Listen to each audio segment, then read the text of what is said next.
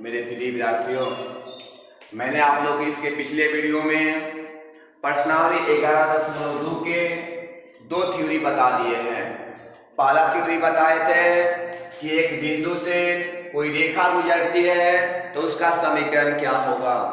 दो बिंदु से कोई रेखा गुजरती है तो उसका समीकरण क्या होगा। देखिए, दो थ्योरी बताए थे। पहला बताए थे कि एक बिंदु से गुजरेगी तो क्या होगा।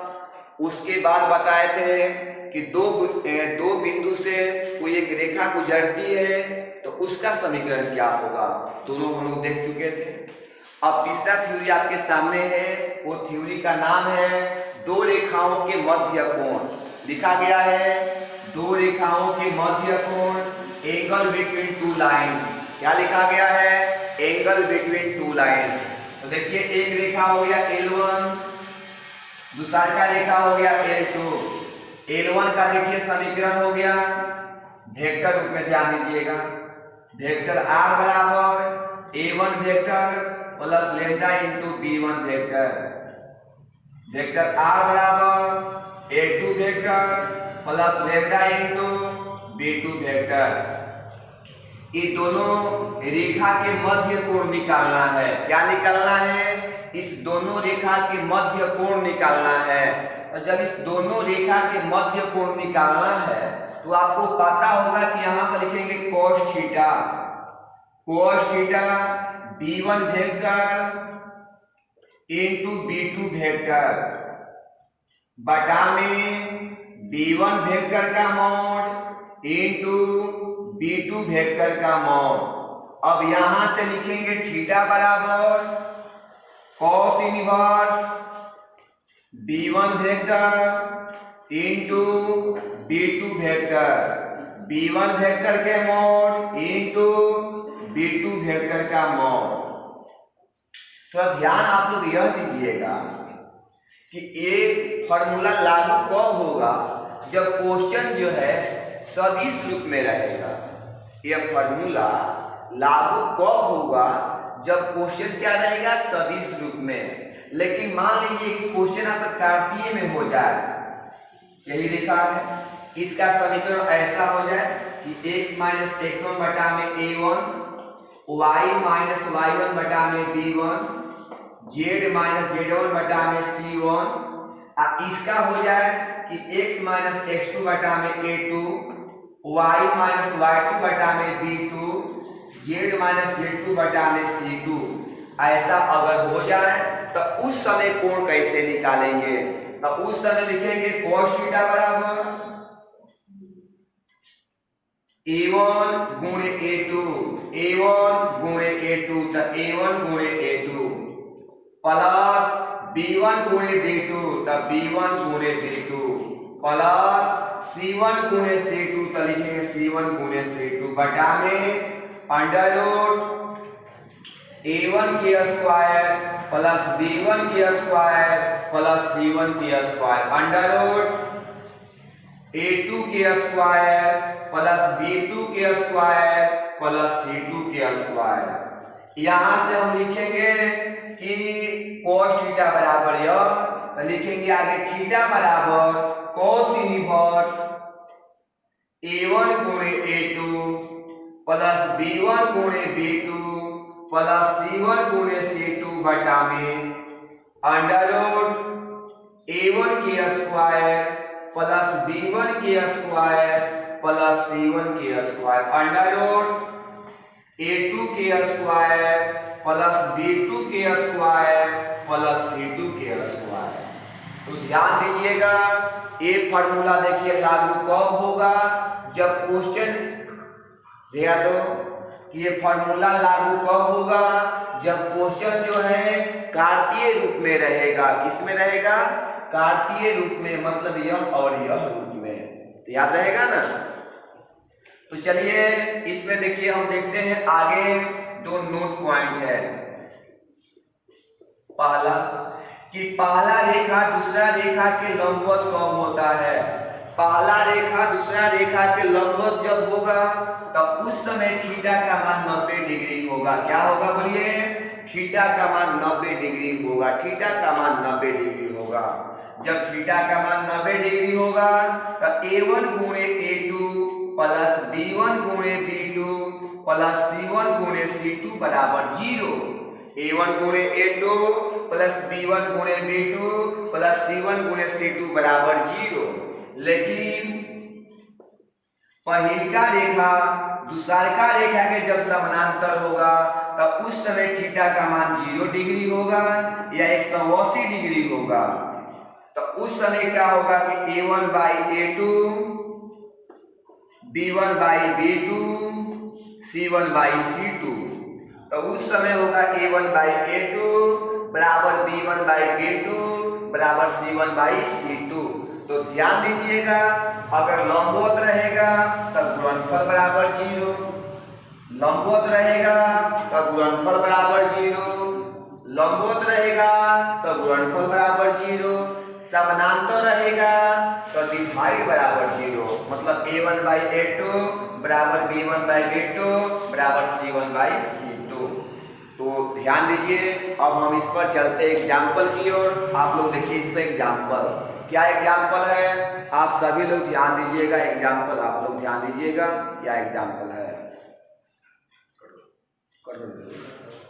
अब हम बात करते हैं इसके एग्जाम्पल पर कि दो रेखा दिया हुआ है तो दोनों रेखा के मध्य कोण हम लोग कैसे निकालेंगे। आप लोग देखिएगा कि दो रेखा दिया है, दोनों रेखा के मध्य कोण हम लोग कैसे निकालेंगे।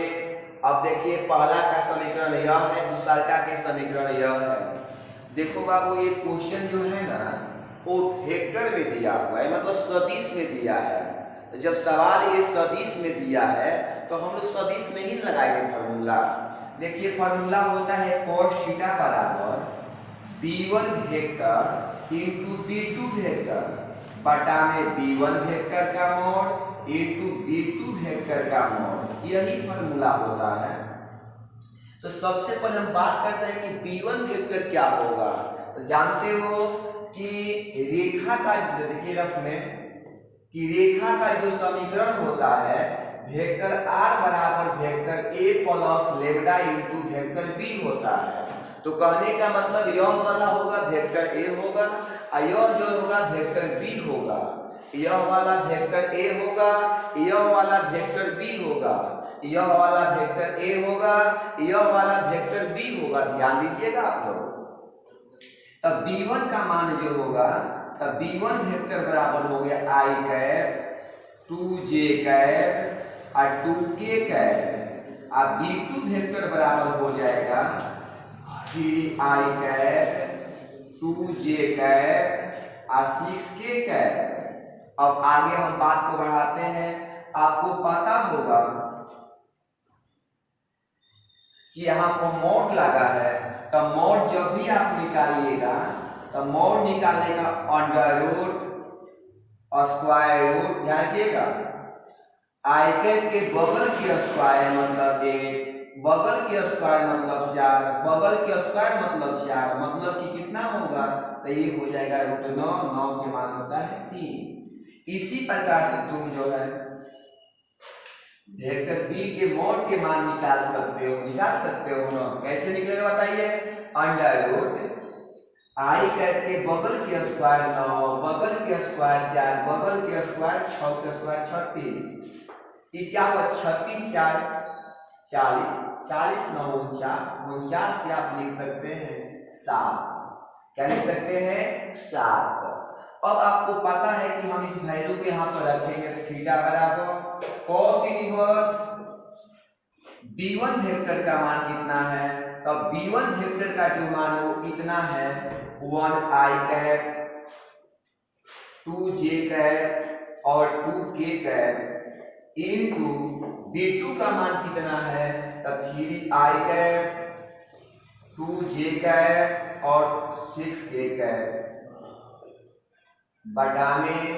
इसके बाद जो है आप इसका मान निकाल चुके हैं बाबू। देखो इसका मान आप निकाले हैं, कितना निकाले हैं तो 3 निकाले हैं, और इसका मान आप निकाले हैं, कितना निकाले हैं तो 7 निकाले हैं। 3 निकाले हैं 7 निकाले हैं।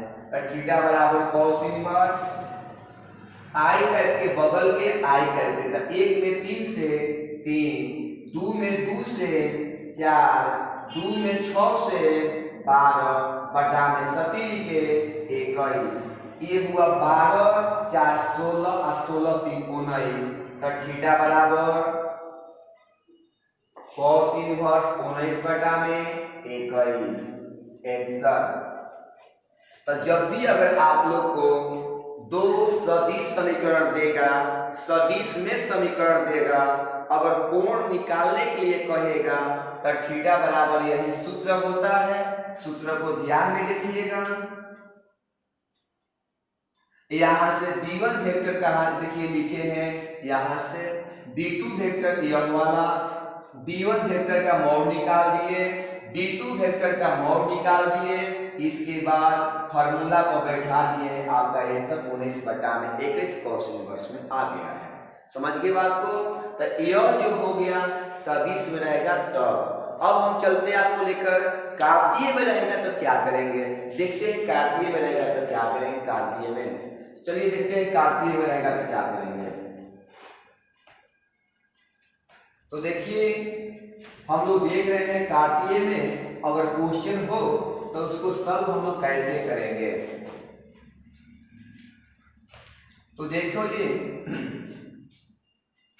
कि एग्जाम्पल नंबर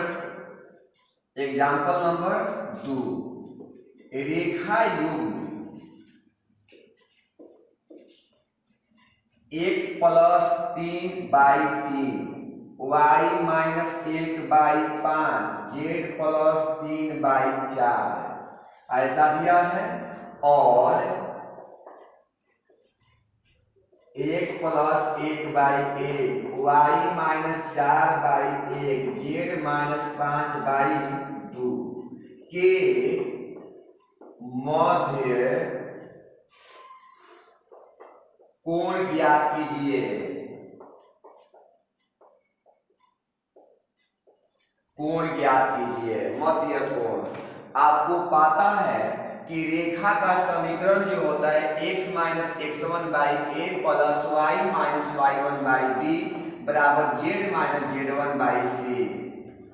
तो इसमें x - x1/a, y - y1/b, z - z1/c का प्रयोग करेंगे। अब देखो ये सवाल जो है कार्तीय में है, फॉर्मूला कार्तीय में लगेगा।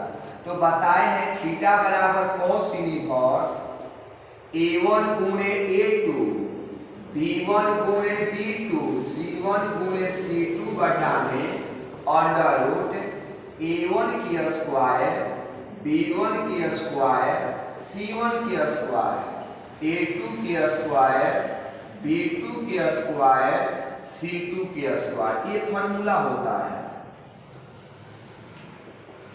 a1 का मान कितना है तो पता है आप लोग को कि a1 का जो मान है वो कितना है तब 3 है,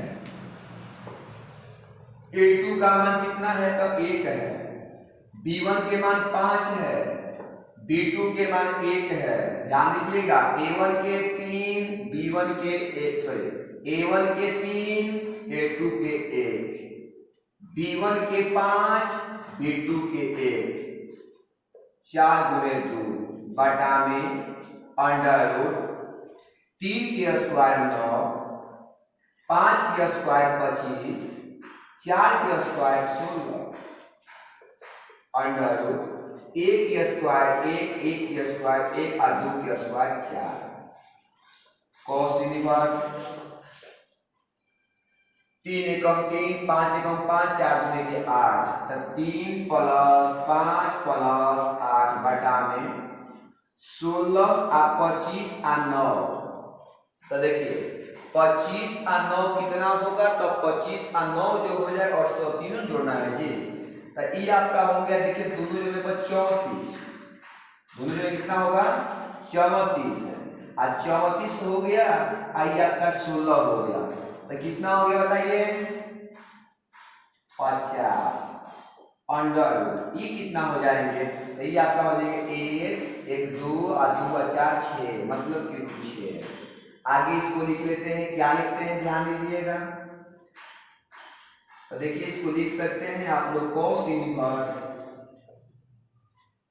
कितना हो जाएगा जी? तो 8 आई आपका 5 आई आपका 3, तो 8 8 16, 16 बटा में आपका 6 50, 50 में 6 से कर दें कितना हो जाएंगे? 50 को 6 जो है 300 हो जाएंगे। 300 कुछ लिख सकते हैं क्या आप लोग? तो देखिए 300 को कुछ लिख सकते हैं क्या? 300 को तो देखिए लिख सकते हैं आप लोग, 2 बार में जाएगा 150, 2 बार में जाएगा 75, उसके बाद देखिए जाएगा आपका 3 बार में जाएगा तो 25, फिर आपका जो है 5 बार में जाएगा, 5 बार में जाएगा। मतलब कि आप लिख सकते हैं 10 रूट cos इनवर्स 16 बटा में 10 रूट 3, ये कट जाएंगे, कितना आ जाएगा कटेगा? तो जी ये कटेगा तो हो गया आपका देखिए 5, ये कटेगा तो हो गया 8, तो हो जाएगा cos इनवर्स 8 बाई 5 रूट 3। यही जो हुआ क्या हुआ? इस थीटा का मान हुआ। इस थीटा का जो मान है यही हो गया। तो इसी के साथ हम अगले थ्योरी को लेकर आएंगे अगले लेक्चर में। आज की सेवा इतना ही रखते हैं। ठीक है।